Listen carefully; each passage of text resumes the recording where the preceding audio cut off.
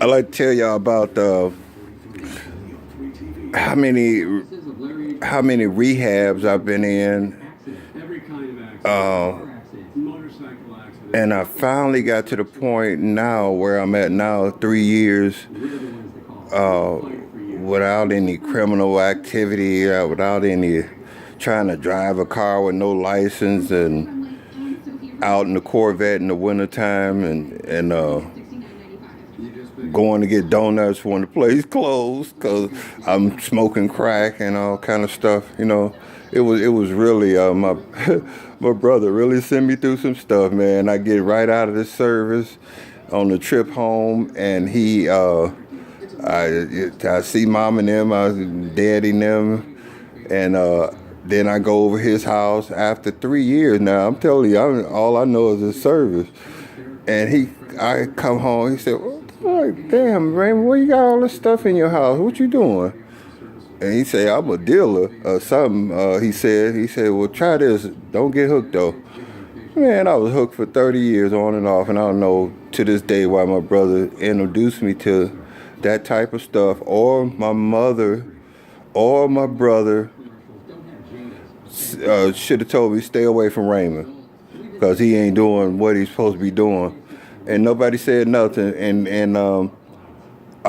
maybe they figured that I wasn't gonna go that way. I don't know. They didn't know much about drug addiction, and well, they didn't, because I was all my other, well, except him. My brother, he could take it or leave it because he was stuck on it for a while and then he quit, just like I did now.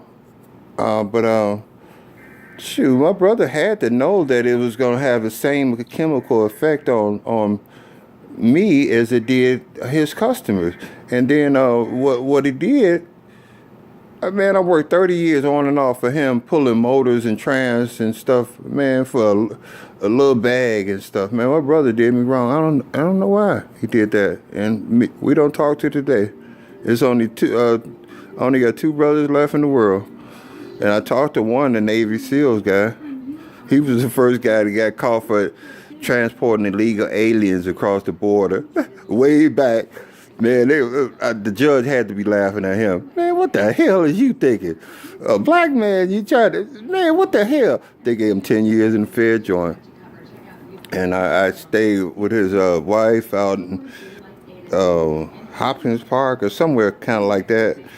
Man, we were cold, freezing out there, man. Had to put logs in the fireplace. Shit, man, I was taking stuff to the scrapyard, man. It was terrible.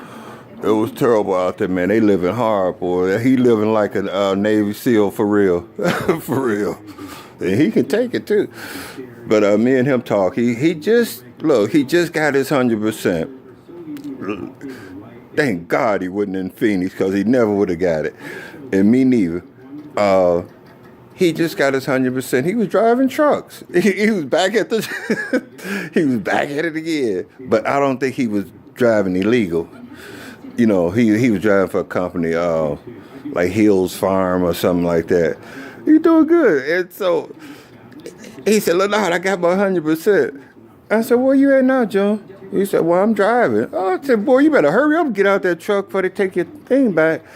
And the last trip, he was just trying to tell me he wanted to finish his job like he started, bring the guy's truck back, and say, "Hey, man, I just got my 100%. Thanks, and for giving me an opportunity to drive." And he wanted to bring his truck back to the shop, and that's what I couldn't understand what he was saying. I kept telling him, "You gonna lose your damn," and one of the wheels came off on the truck. He didn't know if he killed somebody or not. Oh man, I said, "Yeah, that's the beginning of your Twilight Zone. I told you not to try." And he was just I finally understood what he was trying to say. He trying to be like he's supposed to be, and so I'm really glad, man. I'm really glad for him. I wish my other brother's old enough for Social Security, so he ain't never really, he a pimp.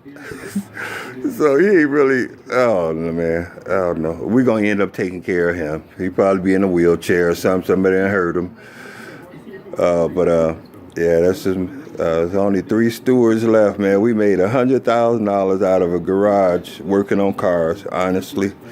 And we worked on all the truck. My brother he went to prison too. Well, guess what he went to prison for? Being lazy. He's stripping the car, and we push it out of the garage, and it's an oil stream all the way to the car. Instead of him taking the car way away from the neighborhood, he took it around the block. They followed the oil stream around there, found 2 pinball Pac-Man machines. Oh, shoot. Oh, man. That was a whole different case. Just by being lazy. Just by being lazy. And not, you know. Yeah, so he spent some time in Menards and different other places. I'm the only one that ain't went to prison, and I'm knocking no wood, man. I ain't going. I ain't doing nothing. Man, I done had a hard life. I worked. I worked all my life, man. It just, when I went to the rehab, when my boss told me to go to rehab from United Canvas, we worked on $3-4 million houses. I met a lot of people. I almost got me a Maserati. It was like in the 60s or 50s. It was no top on it, and it was 2 couples. Worked for the railroad. They had no grandkids, and she said, "I wish I could give this to somebody." And I was with my boss. Because I was saying, I would love to have that car. Because it was just all in the garage. He probably had pieces. You know, it looked like it was vondoed or, you know, finished. Like it just needed to be painted. Oh, man. He probably went back and got that car. But I met a lot of nice, rich people. Basketball players. I used to... Look, we worked on different houses. And we put awnings up. I'm talking about, man, they got waterfalls in the backyard and shit. And I worked on Walgreens house. Ofri, I've been over there. Waterfalls, man, in the backyard. Your yard's so big that I hated it because I had to walk all the way to the truck to go get something. And rich kids sitting in there doing their little homework. I'm 40 feet up on a ladder that's all the way out, you know, trying to put this awning in, trying to stretch to put this boat in. And if I fall, I'm dead, because they got like rocks and all kind of, oh man, it was beautiful, man. I used to go after work, because I stayed out in Round Lake at one of the boss's apartment with a guy from NASA. He had worked for NASA, and he had gained weight, some kind of medicine. Man, he was like 400 pounds. He didn't do nothing but just sit in his room, and he was as smart as hell, man. He could remotely mess your computer up or fix it, and that's all he did is sit there, man. He was smart as hell. I got him on crack. I didn't mean to, but after 5 years, I had relapsed. I was doing good at United Canvas, and this girl, I had my red Corvette, and so I was going to the currency change, cash my check, and that little girl smiled at me. She was so pretty, and I gave her one of my mechanic cars, because I usually work on cars too, so that was just kind of a way to. And she said, "Yeah, I got a problem with my car." And she came over that night. I'm like, damn, it's the nighttime now. But I was glad she came over. That's the one got me started on cocaine. And so we sitting in the room. I'm intending on giving her the stuff and you know, not doing it. Oh man, I smoked it too, and then again after 5 years, then I sent her in the room naked with him, and I think he was starting to smoke. I know his life is probably messed up now, and that's how my brother did me. That's how people do you. When you're doing good, it's always watch out for the dope dealer or the wife beater or something like that, you know, or the bad boy around your daughters and stuff, because that's what happens when they get where they are responsible and they don't bow down to a lot of stuff they don't have to deal with.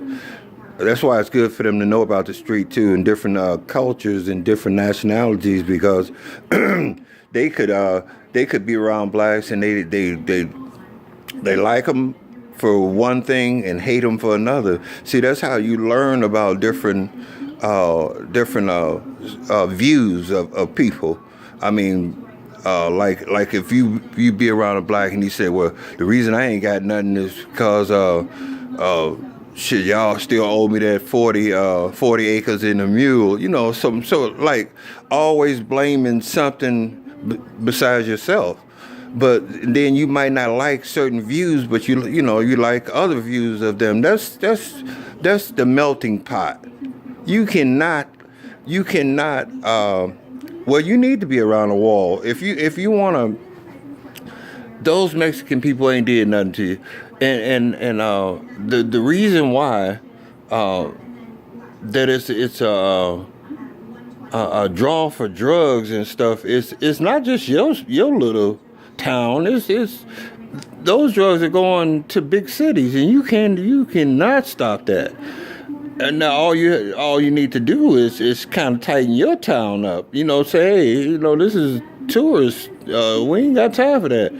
You know, but you cannot isolate yourself behind a wall and think it's gonna do what you should do. You know, man, y'all should have approved that weed. Cause I'm finna tell you about Milwaukee now. They are robbing pharmacists every day in Milwaukee because of that same stuff y'all just did. Milwaukee, I don't think has marijuana neither. When I was up there and I got my I went to the regional office right across the little road of Milwaukee because I had to stay in that program, and about time I got from Milwaukee rehab, I went way up to Oshkosh, Wisconsin, because I had relapsed in Milwaukee. I had diamonds, gold, chains, and stuff in the Corvette. And the counselor always told me, you need to sell that car and get a house. And he was hating. And so I relapsed. He was on my ass. He was like, oh, man, no, you out in the street now, dude. I said, no, man, I ain't trying to relapse. They said no veteran will be homeless. That's when Obama said that. Or somebody, yeah, I believe it's him, his earlier part of his presidency. And so they had to, as long as I said,